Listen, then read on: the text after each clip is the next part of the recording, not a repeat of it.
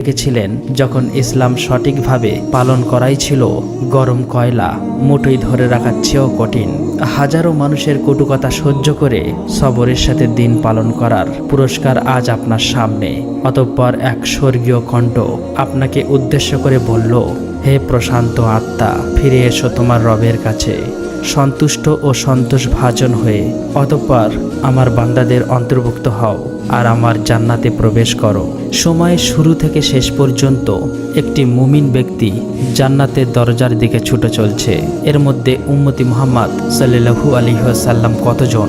আপনার মনে পড়ে যায় বুখারীতে সেই হাদিস যেখানে রাসূল সাল্লাল্লাহু আলাইহি ওয়াসাল্লাম তার উম্মতকে উদ্দেশ্য করে বলেছিলেন, আমি আশা করি তোমরাই হবে জান্নাতের অর্ধেক জনসংখ্যা। وسيق الذين اتقوا ربهم إلى الجنة زمرا حتى إذا جاءوها وفتحت জান্নাতে রয়েছে 8টি দরজা। বাউস সালা খুলে দেওয়া হবে তাদের জন্য যারা তাদের সালাত ঠিকভাবে আদায় করত। قال الله عز وجل الذين آمنوا وهاجروا وجاهدوا في سبيل الله بأموالهم وأنفسهم।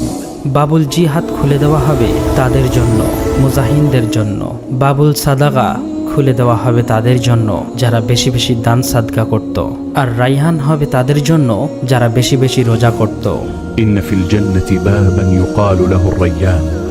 আল আইমান হবে তাদের জন্য যারা হিসাব ছাড়া জান্নাতে প্রবেশ করবে। وسيق الذين اتقوا ربهم إلى الجنة زمرا حتى إذا جاءوها وفتحت أبواب আল বাবুল কাজী মিনাল গাইবি, যারা নিজের রাগ নিয়ন্ত্রণ করত এবং অন্যদের ক্ষমা করে দিত, তাদেরও আলাদা দরজা।